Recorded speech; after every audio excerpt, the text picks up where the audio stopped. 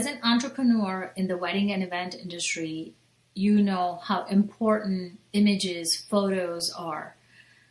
It describes so much emotions, love, and feeling, and you can make your client walk through with any images. On TrueClient Pro, we have given you a preloaded images that you can use for many things and allows you to add your own images. Let me walk you through where that is. So on the upper left-hand corner, setting gear, company settings, go to template and library, and then image library. First, housekeeping. So publish means if the button is on, the client can see this library from their portal. So if you do not want the client to see, go ahead and turn them off. Same thing with the status. This status means if you turn it off, you won't be able to see it on the front end during the project and won't be able to interact with it. If you need to edit the name of the library, click on the edit icon and change the name of the product.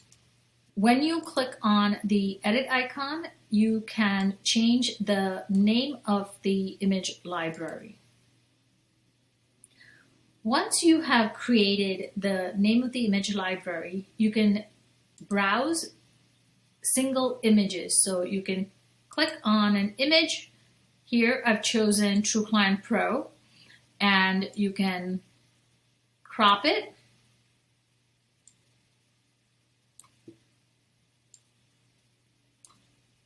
However it works for you, and you can confirm. You can also rotate images, and you can upload an image. And when you upload an image, it is going to automatically show up on the bottom, as you can see. You can download this image, you can further crop it, and do as you wish. You're not able to label this image or tag it or search for it. What you are able to search is the name of the library. So what we do recommend is you create small separate libraries by tags. Before we get into that, let's review drag and drop function. The way drag and drop function works is if you have a bunch of images on your desktop, you can click on a few of them at a time and then drag and drop. And note that when I hover over the light gray, it doesn't change different color. Only when I come into the inner box, it changes the color and I'm able to add those specific images. And you'll see them come in on the bottom. If you add sometimes more than 3 or 4 images, depending on your internet speed, it won't add. So try to add few at a time. On the left side, what we recommend is to create libraries. Here we have a bouquet. So you can say these are inspirational bouquets that we've preloaded you. It is not your work. So what you want to say is probably inspirational bouquet. When you say inspirational bouquet, then the client understands these are just inspirational items. So you can take screenshots from Pinterest and add them in here for yourself. You can also add your own category of bouquet that you have made, and you can save that. You can also add client's name. So you can say Jackie and John's wedding, and you can save.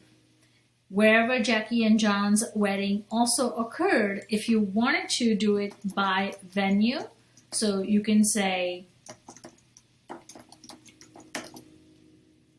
and now you can add all the photos from that venue there. It is completely up to you how you want to organize the photos.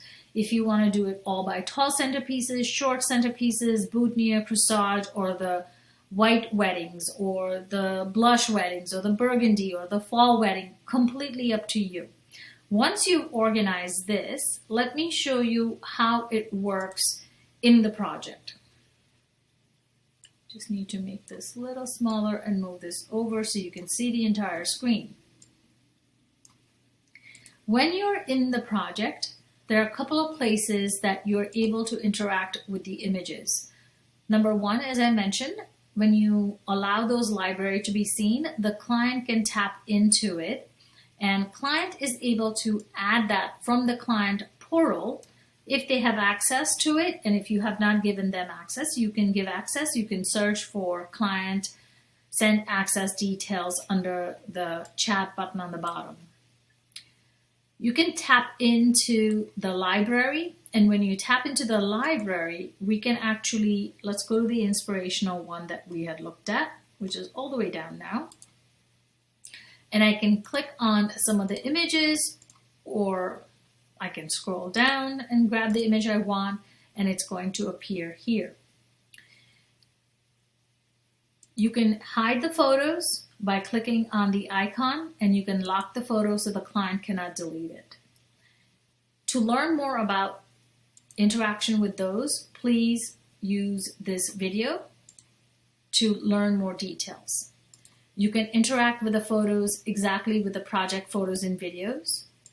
Also, in the project worksheet, when you're adding a photo, you can tap into the library, or you can get a photo that you just added from the inspirational image as well.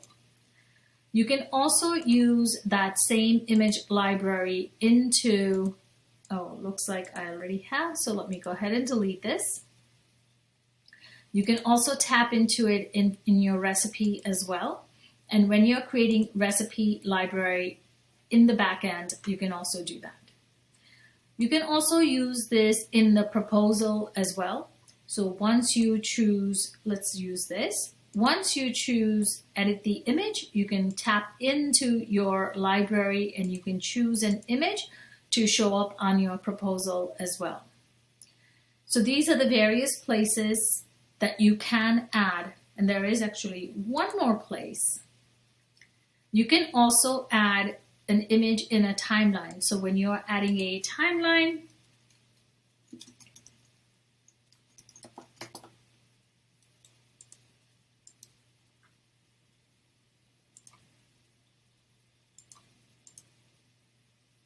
you can watch how to do the timeline video separately.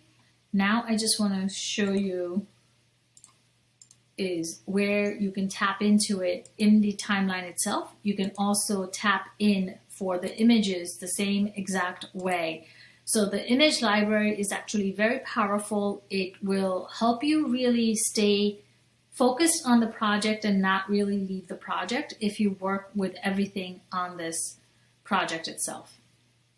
I hope this helps you, and add your images, customize this to your needs, and let it interact within the project worksheet, share with your clients in various places.